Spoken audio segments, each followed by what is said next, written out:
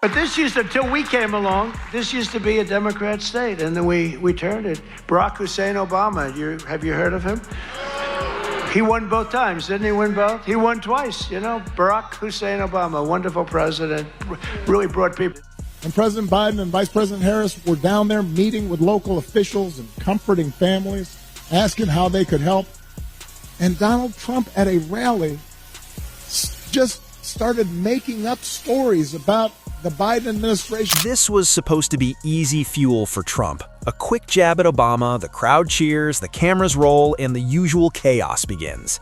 Everyone expected the loud back and forth, but Obama doesn't play the script.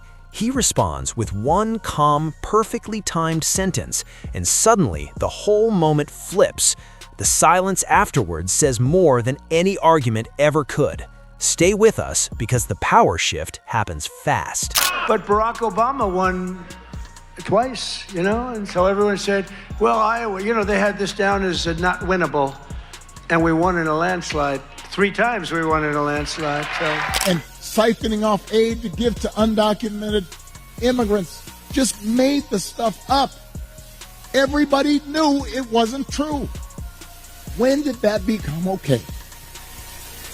Why would we go along with that? Before we get into it, hit like and subscribe because you do not want to miss this. The second Trump took a swing at Barack Obama, people braced for another loud political circus. History had trained everyone to expect noise instead of substance whenever Trump stepped into the spotlight. Who I think is not lacking in confidence, which is, I think... Some say that about you, too. Well, that's what I was saying. It's probably a prerequisite for the job, or at least you have to have enough craziness to think that you can do the job. I think that he has not spent a lot of time sweating the details of, Trump positioned himself as the tougher voice, the louder presence, the man willing to mock and provoke anyone tied to the old political order. He painted Obama as weak, overrated, and symbolic of everything he claimed was broken before his rise. It's for you to speak up, Mr. President, that way. I was not the person who, in a White House briefing room, said, how is bleach the way to solve COVID? I wasn't doing a routine. I was repeating words that I heard. It is not my preference to be out there. I think we were in a circumstance in this election in which certain norms, certain institutions. The setup felt almost predictable. Cameras rolling, supporters leaning in, critics preparing for impact, and social media already warming up its outrage machine before the exchange had even fully landed. This is one of the strangest transitions in history. It's unusual. I'll agree with that. Well, I suspect the president-elect would agree with that. Look, he's an unconventional candidate. I don't think there's anybody who's run a campaign like his successfully in modern history, not that I can think of. And as a consequence, because he didn't have the supports of many of the establishment. Trump delivered the insult exactly the way he always does. Loud, sharp, built on mockery and bravado. He questioned Obama's leadership, hinted at incompetence, and presented himself as the only real solution. It was spectacle over substance, designed to overwhelm more than persuade. But then came the pause. Obama didn't react the way Trump wanted, and when he finally spoke, it wasn't with anger or theatrics, but with one measured sentence that instantly changed everything. Ever wish you were running against Donald Trump? Does he ever wish you could climb in there? I saw the vice president said he wanted to fight him the other day. I think Hillary's doing just fine. I am enjoying campaigning on her behalf. And also campaigning for Senate and House candidates. Instead of trading punches, Obama shifted the focus to what leadership actually looks like: responsibility, results, respect. His words weren't crafted to sting or humiliate. yet they landed harder than any insult could. The contrast was striking. Obama didn't need to prove himself. He reminded everyone of a standard politics had almost forgotten. Leadership isn't volume, it's how you carry responsibility. Does that worry you? Well, I think that can be both a strength and a weakness. I think it depends on how he approaches it. If it gives him fresh eyes, then that can be valuable. But it also requires you knowing what you don't. Here's a 78-year-old billionaire who has not stopped whining about his problems since he rode down his golden escalator 9 years ago. That moment hit deeper because people are exhausted by political theater. The clip spread fast, not because it was explosive, but because it was restrained. Obama said very little, yet communicated everything. And suddenly, Trump's words, stripped of their effect, sounded smaller and more petty. Analysts later noted the brilliance of it. Obama refused to fight on Trump's stage, and in doing so, he changed the entire frame. He ran sort of a improvisational campaign. Can you run an improvisational presidency? I don't think so. And so now he's in the process of building up an organization. And we'll have to see how that works. And it'll be a test, I think, for him and the people that he's designated to be able to execute on. By choosing restraint, Obama turned the encounter into something larger than a clash of personalities. It became about values, about behavior under pressure. Supporters praised it as dignified and intelligent, and beyond politics, it revealed something powerful. In an era that rewards outrage, slowing everything down becomes its own kind of defiance. Against Mitt Romney, obviously I thought that I could do a better job.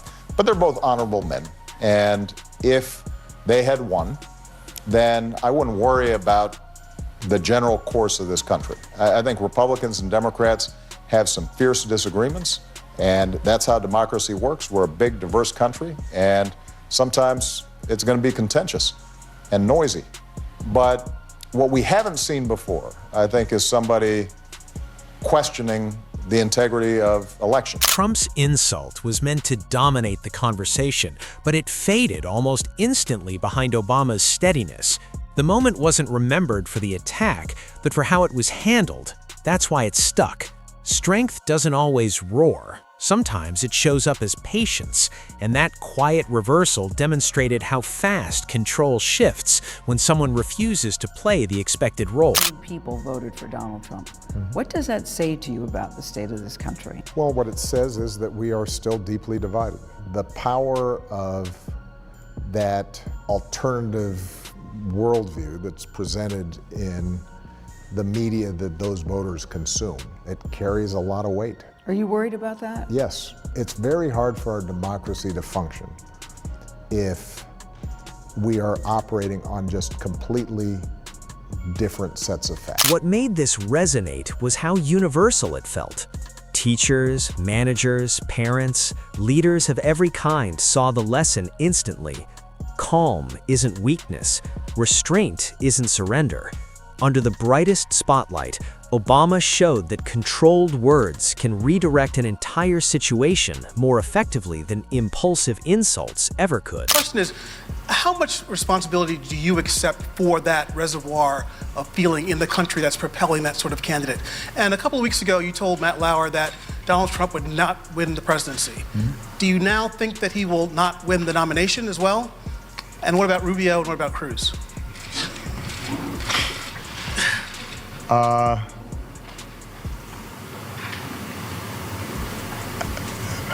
I think foreign observers are The response became a quiet counterexample to the idea that only loud voices matter.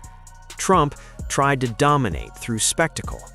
Obama answered with purpose instead of impulse, letting the contrast speak for itself. It didn't change allegiances overnight, but it reinforced something lasting. Public words carry weight long after the applause fades. The country deeply appreciates the fact that you have not spoken clearly, I think, probably what's on your mind in relation to the president-elect.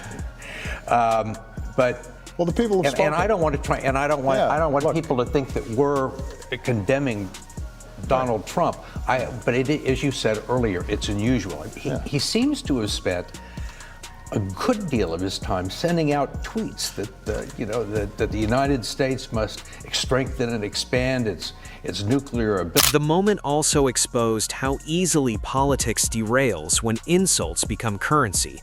Trump's approach relied on provocation and outrage.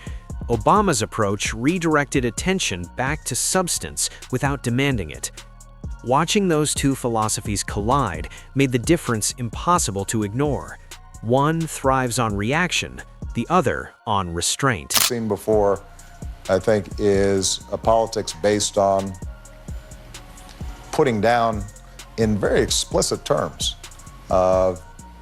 Muslim Americans who are patriots, or describing women, not in terms of their intellect and their character, but on a 1 to 10 score. And at a certain, regardless of what your political preferences are and your policy preferences, there is a certain responsibility and expectation. Obama's lack of urgency communicated quiet confidence. He didn't need to dominate the exchange to own it. The insult suddenly felt less like strength and more like forced relevance. Even the pause before his response mattered. It created space for reflection, breaking the rhythm of confrontation. In a culture obsessed with speed, stillness became its own statement. Some of the rhetoric that's been taking place in these Republican primaries and Republican debates, I don't think it's restricted, by the way, to Mr. Trump. I mean, I find it interesting that everybody's focused on Trump primarily just because he says in more interesting ways what the other candidates are saying as well.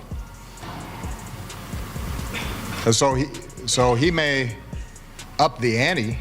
Over time, this moment became symbolic of something bigger than two men exchanging words. It represented competing visions of leadership and what kind of behavior the public chooses to reward. Obama's sentence lived on long after the insult was forgotten, proving a simple truth: the most powerful statements aren't always the loudest. They're the ones that bring attention back to what actually matters.